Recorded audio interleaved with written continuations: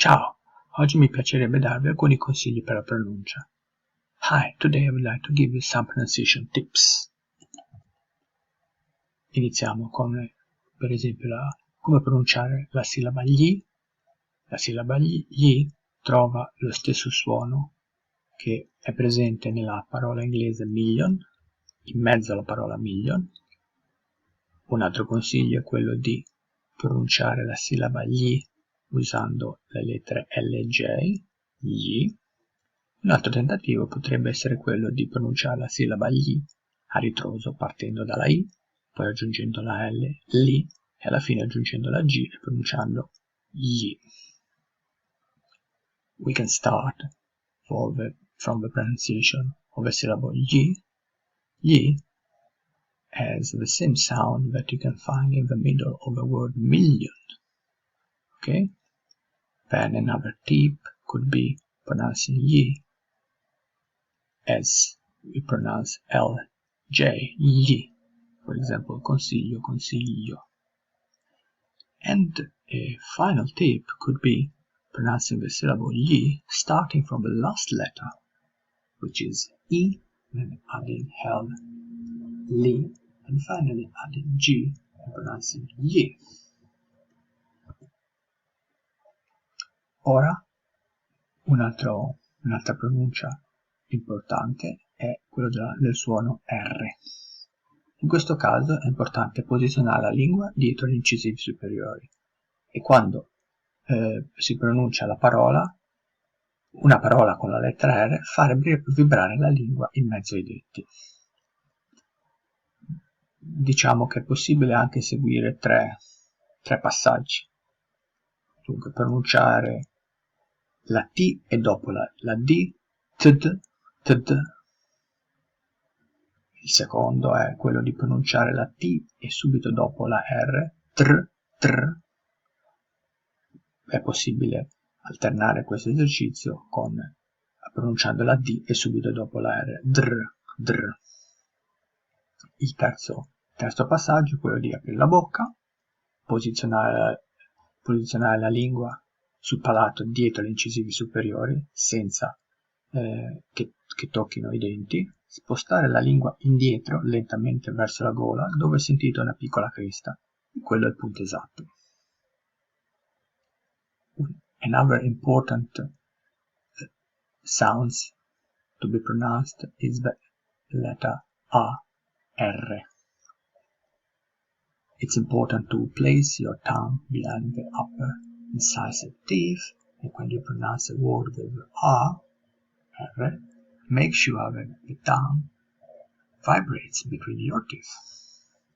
There are 3 simple steps that you can follow to try to improve the pronunciation of the sound R. The first one is pronounce the T followed by a D, td, td, td. The second is pronouncing T followed by A, and the sound will be dr. You can replace this kind of exercise pronouncing D followed by a dr, dr. And the last tip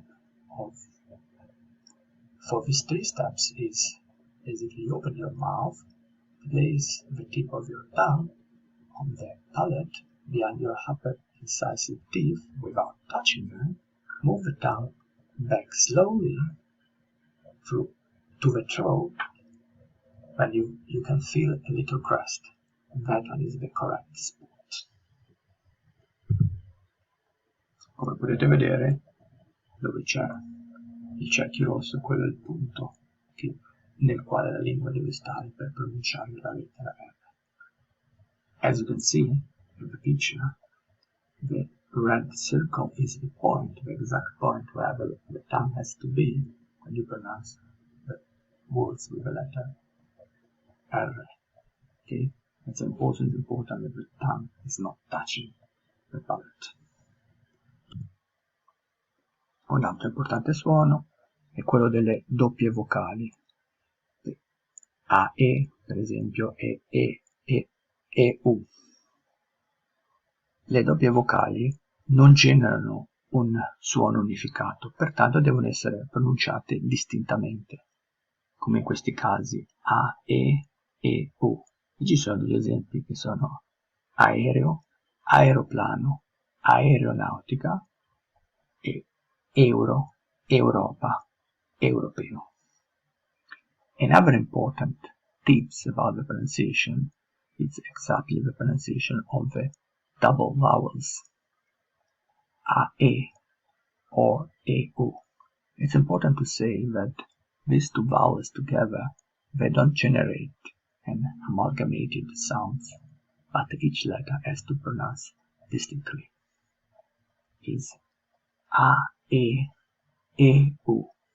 Examples are aereo, aeroplano, aeronautica, euro, Europa, europeo.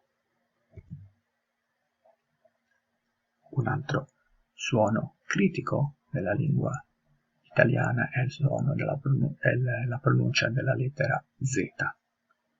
La Z può essere pronunciata in due modi. Il modo più familiare alla lingua inglese è il suono sordo, presente nella parola calza, ts, ts. Oppure c'è il suono quando la Z è sonora, come per esempio in Z, z, z. Esempi della prima categoria sono ragazza, tazza, grazie, pizza, zio, zia. Esempi della seconda categoria sono zaino, dozzina, zappa, zucchero. Another critical sound of the Italian language is the sound of the letter Z, zeta. The Z can be pronounced in two ways.